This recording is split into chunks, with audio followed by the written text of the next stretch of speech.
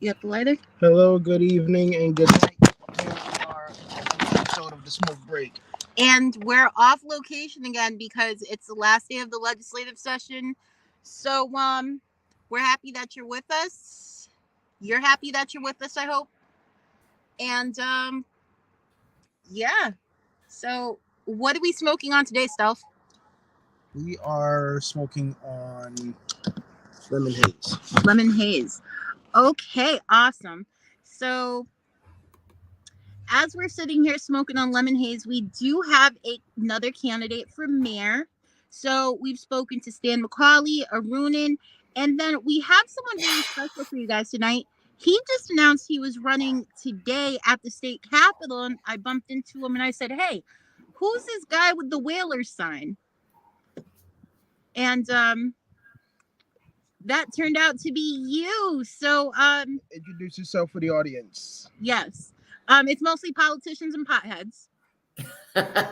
A good mix. I am happy to join you. I'm Mark Stewart, sometimes known as Stewart for Liberty. And yes, I am running for mayor for this November's election. Awesome. Right. So you're not running though with all the other guys. It turns out you're running on a different ballot line, aren't you? Correct. I am a Democrat, but I am not competing with the many Democrats who've put their hats in the ring. Independent is how you'll see me. To the extent you want to see a party, my party is called EPIC. EPIC Party stands for Every Politically Independent Citizen. There's EPIC. And we endorse, as we do for lots of candidates. If you go to EPIC-Party US, you'll see a bunch of endorsements from last year's election, November 2022, for a bunch of statewide offices. So not too many election seats are open this year. It's what's known as an off year, but the mayor's seat is, and I will be on the ballot as one of probably 3 or maybe even 4 candidates for Hartford's mayor. That's exciting. So the EPIC parties, kind of something new, I guess, or it is new. I mean, I'm the founder. And what we did was put up our choices for voters who want a guide to not the establishment, right? It's easy to find the Democrat and the Republican who are running. But yes, always. Who else is there and what do they stand for? And here's why they're usually better. Okay? They don't get a lot of attention, but they will give, as I'm due, clear statements. They'll take positions. They will also be not tethered by their party. Sometimes there's a good Democrat who can't say everything because she's got party bosses who want to toe the line. There's a good Republican who can't say everything because they have a party orthodoxy. The independents aren't like that. Very true. Now, you were telling me a little bit about yourself earlier, and I know you were talking about West Hartford being your hometown. I went to Duffy myself. I lived behind Caldwell's. So this was a very, very long time ago for about a year. So tell me a little bit about that. Sure. I was born in Hartford, but my parents moved out to West Hartford when I was 3, and my little sister was born. So then it was too big for the Hartford apartment. That was on Farmington Avenue, almost across from what's the Mark Twain house. But like a lot of Jewish families back then, the parents said, you know what? The schools aren't so good. Let's go to a place with better schooling. And look, that's become the case in the extreme. Back then, the schools weren't horrible in Hartford, but some of them now are. And so one of the things that I'm most passionate about helping is getting choice in schools for Hartford kids, letting families have nearly $20,000 to spend on the school that they see fit for each of their kids. It's called Choice in Schools. You might have heard the term voucher. A voucher means Yeah, because I, the we've been parent, so have the money strongly against that as residents. to spend. So you got to tell me a little bit about the reasoning behind it, because over half of our budget right now goes towards suburban schools already. So we're actually paying at a higher cost, and we can't afford to hire special ed teachers. So would this voucher program also bring Hartford schools the funding that they need? Well, it doesn't directly say there's more funding to Hartford, but it allows more funding to stay in Hartford. You mentioned how funding for Hartford kids, which is over 20,000 per student, is now being taken by students to other spots outside of Hartford, and that neglects Hartford schools. So Yeah, because Yeah. we actually have less money than we did before Chef versus O'Neill, which it's been like the opposite. So we have, busing is actually taken away from the budget. We didn't have enough money to begin with, and now we have less. So so here's the 20,000 solution. per student would be pretty dope. Watch how simple this is. We're spending over $20,000 per student right now. If parents had the vast majority of that, like 18 of that $21,000, and said, we want our schools to be shaping up and we will fund it because we just got $18,000 times 150 kids who'd like to be in the next middle school, say. Well, maybe that middle school's the one that's right here now. But if it's not shaping up really fast to meet the needs of the families, they start their own school. And Evelise, there's Now, two beautiful schools right now in Hartford. yes, we were talking about them. Breakthrough. I remember when they got started on the north side of town in virtually like a trailer. I mean, it was you wouldn't believe me, but I was in the breakthrough pilot at McDonough. Wow. Okay. So And that's this a was private the pilot initiative. began in 1990. I was one of the test kids. Wow. Okay. Well, I met up with the founders in 2000 and just saw a remarkable difference. Even though the building was dumpy, even though it was small classes because they didn't have that many kids, the kids wanted to be there. They dressed nicely. They knew they were going places. And you can't say that about your average Hartford middle school kid or your Weaver Buckley High kid student now. Yeah, that's true. So if they have a choice and the parents say, you know what? That lobbyist coming up behind us was creepy as hell. I'm sorry.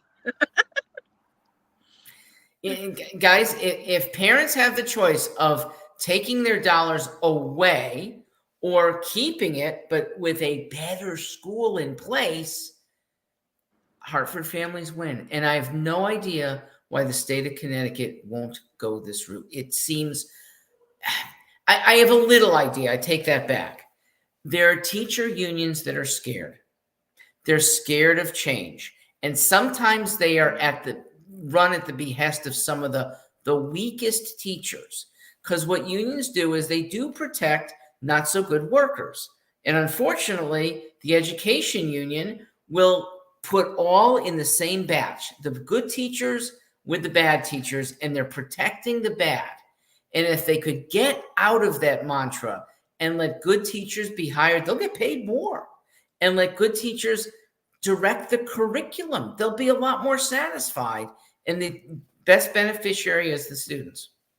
And actually pay these teachers too. Yeah. Now, how do you think pay would affect teachers? Because right now I know we want to be more stringent on teachers, but we don't have enough nationwide, and that's in the private and public sector.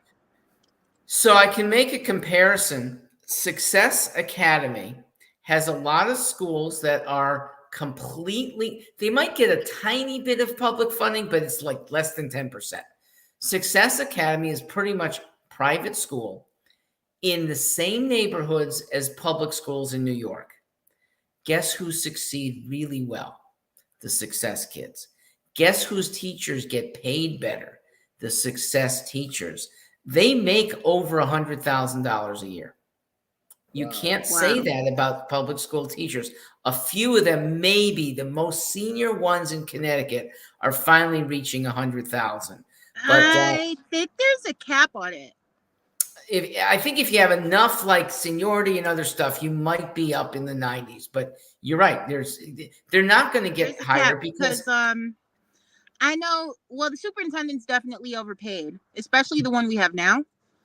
But damn, I can't even front. Our superintendent fucking sucks. Like the last one was ass, right? Who are you referring to? So, God, they always have 3 names, the superintendents. So I believe this one's like Leslie Torres Rodriguez, absolute horrible. Mm-hmm. But there was another one who was bad as well. And residents like drove her out. Forgot her name. What was her name? I don't remember. I think she had like, it was like an Asian last name, but she was like Hispanic or something. All I know is that I know some teachers that are criminally underpaid. To get $90,000 a year is a dream to them. Some of them are dreaming of above $50,000 a year. Yeah, I actually just quit and become a bartender. So I mean, yeah, but we do need to pay them more. Wait. Now, on the whole, Connecticut public schools pay pretty well. 600 cops in the city. Connecticut public schools pay pretty well, but they're not that satisfying, and that's why a lot of teachers would like to leave. And you're right that they get capped out when they might be at their best and they're 59, 60, 61, but they could stay vibrant in a classroom for the next 15 years. The teacher salary cap does keep some of them. My favorite math teacher, Mrs. Masonis, left for Massachusetts because she could, by moving, make more money and get her skills in front of new kids. And it's a shame because West Hartford lost her to just the system. Now, there's been a proposal to hire 600 cops in Hartford. How do you feel about that? If they're good, well, 600 sounds more than we need. I'm a fan, and this is a big principle of my campaign. Citizens being aware, citizens taking action, or at least calling on cops will reduce crime. The phrase, if you see something, say something, I think resonates very well. Cops can't be everywhere. Even with 600 more of them, they can't be in as many places as the eyes and ears of neighborhood people. Cops should be the backup. If we use neighborhood people well, I'm not sure you need that many more, but I am for reducing crime. And if it takes more cops to do it, it's the basic function of government. Okay. More so than schools, more so than streets. Protecting one another is the basic function for which we pay government. So if they're necessary, it's not wasteful. I do believe in paying cops well and hiring more. Awesome. Now, we're about to cut to a commercial break, but before we do, if you haven't already visited ComoresCulturalCorner.com, please make sure to do so. You're going to get some visions about a hippie commune. Definitely not it. However, when you do get a membership, you get to go to these Zoom meetings, you get one-on-ones. And if you don't want to get circle jerked by DEI, tap into a new idea. And that's this weird thing called cultural humility, which is something that humbled me. So here's a commercial that tells you everything she does and absolutely nothing. Make sure to check her out. Great educator. Practicing and living in community means that we're responsible to ourselves and others. It means that we're committed to engaging humbly and bravely with others who we may not agree with, but who share a similar worldview. Tensions and conflicts are gifts that allow us to grow together. Join our peaceful revolution. And we're back. That is Comores Cultural Corner. Please check her out. Support her on Patreon. It's very affordable. So you can do $3 a month. You can do $500 a month. Choice is yours, and one-time donations. Now, getting back to this. So we're talking to this guy who's into liberty. He's running for mayor, and he just announced it today on the last day of the campaign session. We've got Mark Stewart. And he's also a Whalers fan from the looks of it. So NHLtohartford.org is the site that we've had up for 4 years. And it hasn't gotten a whole lot of attention. But let me tell you why it's now more realistic. You who remember, you're not old enough. yes, I am old enough because they left in 1991. I was 6. Okay. Did you go to any hockey games in Hartford? I was so They left small. in 97. Yes, those in wrestling. Okay. So back when they called it WWF, my dad. So literally after the Whalers left Hartford went on a decline. Yeah, and it was a very noticeable one too. Yeah, so there it is. And for those who are too young to remember, when there was a hockey game in Hartford, streets were filled, restaurants were packed. Even people who are not hockey fans, okay, people from the hood were really into these European guys skating in our town and having a good time.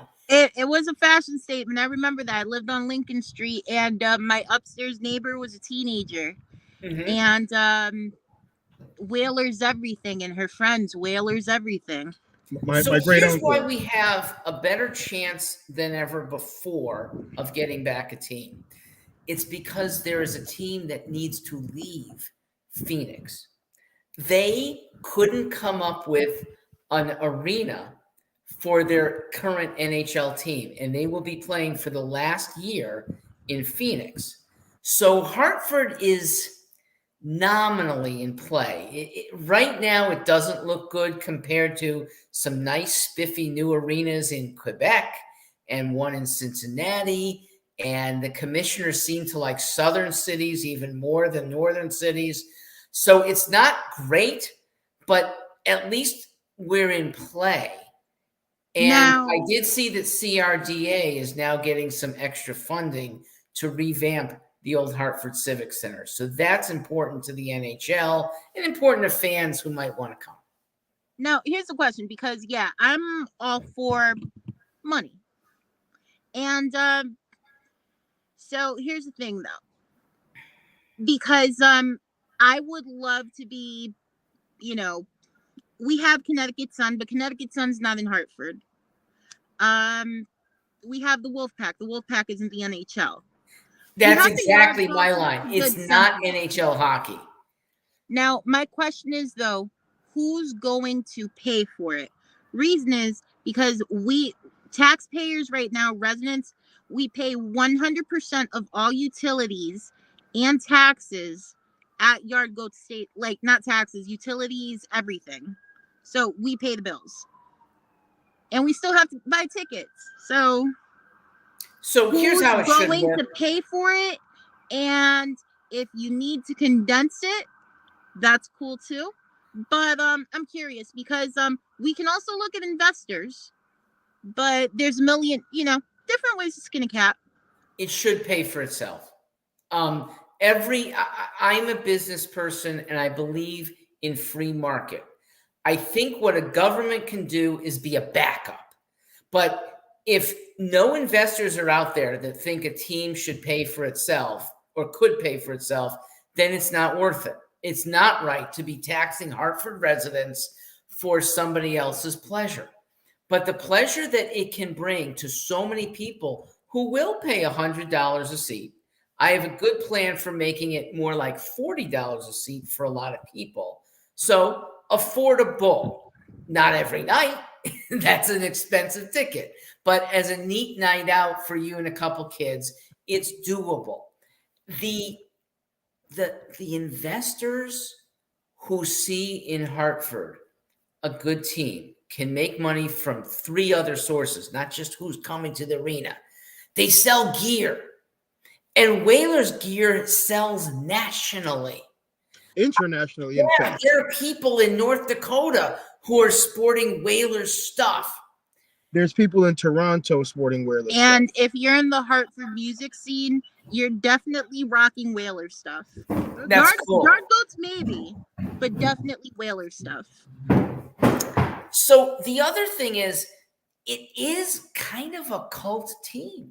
The most sold throwback jersey in the world. It's not There you throwback, it's current. Where you hold on, let me finish the phrase because this is like an official I stamp. need you guys. That's great. This is an official stamp. It's throwback because they're not active as that franchise. So the most sold throwback jersey of all time is the Wearless jersey, and that's among all sports, So, not just hockey. lady and gentlemen, and all audience listeners, because of what you said, this is not a local team. This is, in a way, a national team. There will be Right. people in Seattle that listen to broadcasts or watch television casts. When that market is not just limited to Metro Hartford, it's exponentially better for revenue. The ad revenue from the Hartford Whalers could end up exceeding that of the Bruins. Once a year, the Carolina Hurricanes have a Hartford Day where the team wears Hartford apparel instead of their normal Carolina apparel. Now, my question is, what would we name them? Because we have the I would stick with Whalers. There's no What? barrier. because I mean the Carolina Hurricanes might feel some type of way about that. What do you say to the Carolina Hurricanes? Hold on, they'll stay. It's Phoenix that might come back here. Yeah. Now, Phoenix, we're going to name them the Whalers, is what you're saying? Sure. I don't think Coyotes are so good anymore. If they come up to we Hartford. tried that once. We had an arena football team here. It didn't last. As a matter of fact, the entire league collapsed. Now, my question is, though, how would the Carolina Hurricanes feel about their name getting taken? Because they still do the Hartford Day. So every day, once a year, they dress up like the Whalers. I mean, do you feel fans like and team alike? do you feel like they gave up the rights to it and you got to push them off the throne? Is this something they have to battle for? They did give up the rights. Now, interestingly, Peter Carmenos, the former owner of 100% of the Whalers, still owns 43%, which has an implication. Let's say Carmenos would sell out and some other investors could grab, say, 12% from the major owner down in Carolina. We would then have controlling interest. We'd end up with a 55% share, which could relocate a team. Ooh. So he better hang on to his 57% because we're coming for you if we could get up to, say, 15% and get Carmenos on board. I like the sound of that. And that's just a glimpse to me for how sports world and that side of the business works. I mean, I know sports as a fan. I did team sports in high school, but it's a different ballgame when talking about business and franchises and city locations and points and shares and all of that. Well, here's what I know about the business in Hartford. Long before I made a bid for mayor here, I put in, on behalf of Central Connecticut, a proposal to Amazon. Remember 5 years ago, they were competing for a new HQ. It was like a nationwide city after city bidding. So I put in a bid on behalf of Hartford. And in the process of research, a couple really good things. One, we are now the second largest state without a hockey or without any major league team in or on its border. The only bigger one is Alabama, and they've got Alabama Crimson Tide football. So we are the next best thing, maybe the best thing, without a team. Within 75 minutes of downtown Hartford live 2 million people. Generally affluent, we can definitely support a team. Now, I have a question. How would you feel about maybe having some of the tribes, instead of doing it at the casino, they want to open up in East Windsor. Oh, you mean having gambling? Yeah, now I have no problem with it. maybe also investing as a deal, right? They invest in the hockey and we give them the casino in East Windsor, which will also intercept any money being lost at MGM. Now, here's the thing though. How does Hartford come into play? Because they would pay for the renovations at the Excel Center in Hartford in exchange for getting the casino in East Windsor. And we can probably get elected officials on board. Who knows? It's a win-win for everyone. Evelise, why even need East Windsor? Why not have a casino here in Hartford? Ooh. Look, Stewart for Liberty is about the freedom of businesses to be formed irrespective of government laws. There's no inherent reason why gambling has to be restricted to just a few locations. The state of Connecticut, unfortunately, feels it has to follow some federal mandate about Indian tribes. It's BS. Okay, it is BS. Free enterprise allows legal establishments to be anywhere.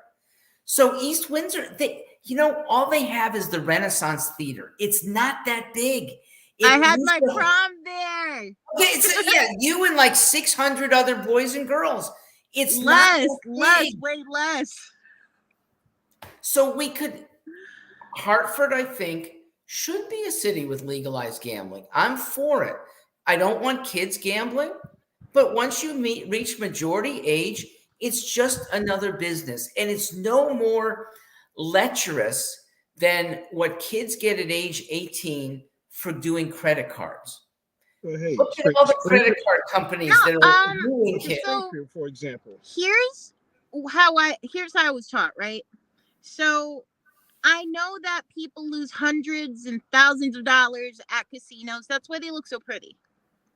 However, what I do know is that you just play a couple bucks here and there to have fun.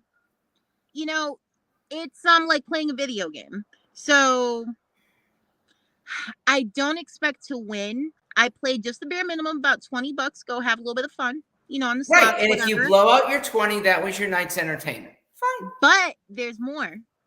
They also send you concert tickets and all types of other stuff. And you just play 20 bucks each time you go. So either which way, I'm probably getting a weighted blanket one week or some concert tickets. And it's like 20 bucks. So I'm playing video games for 20 bucks and I'm getting some sort of prize. Good for you.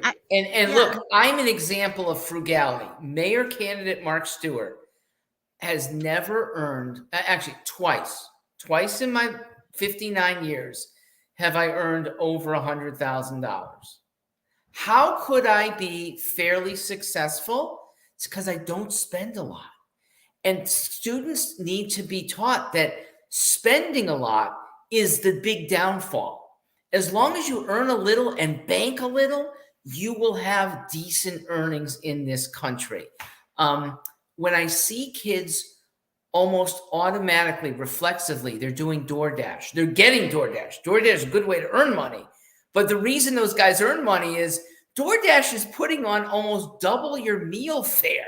So when a 22-year-old who's at not much above minimum wage is spending 2 hours of his salary just for burgers, fries, and a soda, it's bad news. He can't save. You've got 4 kids. I'm sure you are teaching them frugality. It will pay off. Oh, yes. I'm very blessed, let me say. So I have my oldest, her grandparents spoiled her. I did my best, but she's the first granddaughter. I was the first granddaughter. She's the first great granddaughter. But I have a freshman, and he comfortably wears Walmart shoes despite owning several Jordans. He said, "Mom, no, that's okay. These are kind of tight." So he's got like fat little feet, and I'm like, we can get a different size. And he's like, "No, Mom, I'm not there for a fashion show." That's great. He still has friends, which is amazing because he goes to a very affluent school, but the kid wears Walmart shoes. It's almost a reverse, because the pressure in some of the not so well affluent schools to wear the right belt buckle, and the Air Jordan sneakers is really high on kids who can't afford it. I remember I hired a young kid from New Britain, African American, who worked hard for me. And after 2 paydays, he came back sporting a $500 belt buckle. I had only paid him like $5.25, $5.25, and he spent almost all of it on a freaking belt buckle.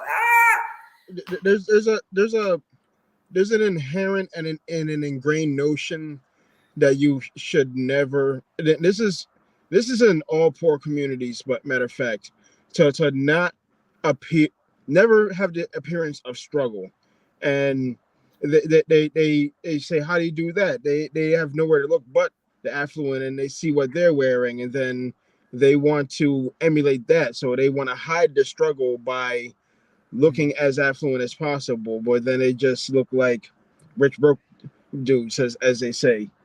I remember, so there's been talk, right? Because once you move into the suburbs, Kamora was actually talking about it, that, you know, their parents will buy them expensive shoes and the kids will be like, okay, cool, whatever. It's not a big deal.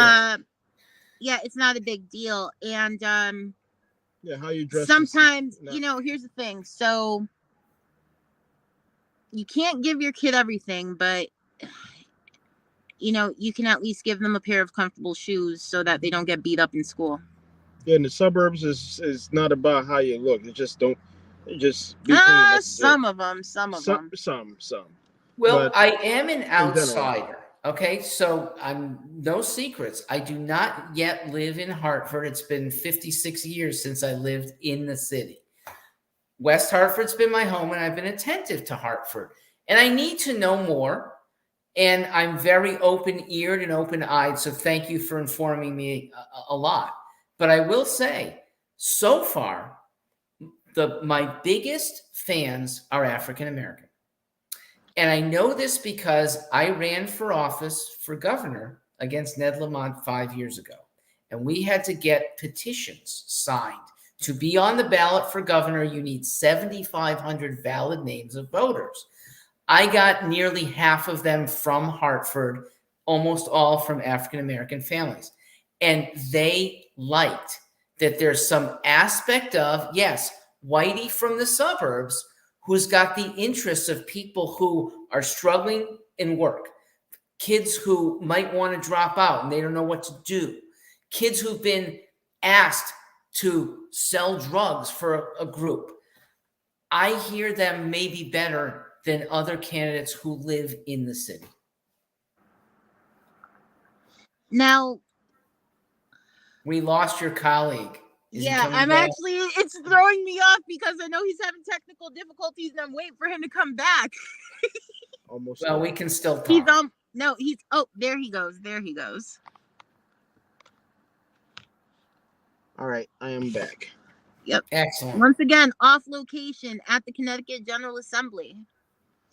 So there's a lot of ins and outs in both worlds that either side is unaware of, because it's just they say that Connecticut is one of the most segregated. It's segregated, but it's also a classism aspect to it. Whereas Martin Luther King vibes. Yes. It's more classism than racism. Poor People's Campaign. Even though there is a system. I believe that. I do think class exists still here in Connecticut. You know, there's a movie based on down in Darien, and it was made in the 50s about like discrimination. It was very blatant. They're not in our class unless they were white Anglo-Saxon Protestant. Maybe some Catholics could get in there. Jews, no. Blacks and Latinos, no way. And no way. Maybe there's still a remnant here, but it's not race anymore. And I know this because when a Black family moves to Avon, West Hartford, there's no distinction. the kids play with one another. They don't even notice that they're different in race. It's unfortunately when older adults say, oh, but that's a mixed group, that little kids now start saying, oh, my skin color's different, when they didn't have to be that way. I will say this. There's only small pockets where there's a racial element involved here in Connecticut, but in general is more of it's a cultural disconnect more so than it's anything else. And that cultural disconnect, class and economic status plays a huge role in that. They said that Connecticut is an affluent state. It is an affluent state, but it's also several pockets of poor Black and brown, and dense pockets at that. I'm sorry, we're having technical difficulties. Where please put the window up, guys. I hear y'all fine. So, oh no, it's not that. I'm cold. There we go. Are we worse than other states? My sense is the Northeast is relatively good compared to the divisions in the South. And New York is secretly a hot mess, but that's a whole different conversation. Okay, but compared to parts of Georgia, Tennessee, Texas, I think they're still kind of segregated. You gotta talk to somebody that's moved up here from Georgia, because I mean, their discrimination is a little bit more overt. You know where you're not welcome at. It's cool. There's an understanding, but Connecticut, it's like Britain, where it's not in your face. There's a lot of subtleties that you. He wouldn't know. He wouldn't know. Trust me. I'm just. You're gonna have to give him the entire backstory on Britain. I'm just stating the facts here. So, Connecticut and Britain are alike, in the sense that racial clashes are more subtly happening more than overt. There's microaggressions. There's misunderstanding. Yo, I'd rather just be called the N-word to my face, like it happened in Windsor before. Oh, that's you. Yeah, I just wanted to be like right there. It's like, okay, thank you. I know I'm not welcome at your party. I'm an individual that I've done a fair amount of traveling. I'm a musician. I'm a performing artist, and I grew up in the north end of Hartford. My parents are not from Connecticut. They're from elsewhere. So my experience growing up in Connecticut as the firstborn in a family from Connecticut, but also living in the North End, but being able to experience other parts of Connecticut, being able to meet other different people, travel out of state, and even a few opportunities to travel out of the country as well.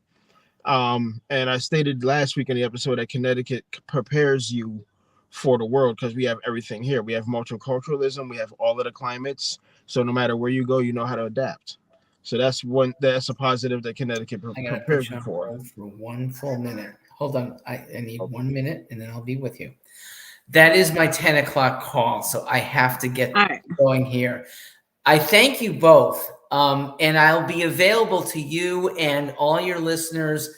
I welcome emails with sincere questions. stewartforliberty@gmail.com. I will answer every thoughtful question. You will hear back from me.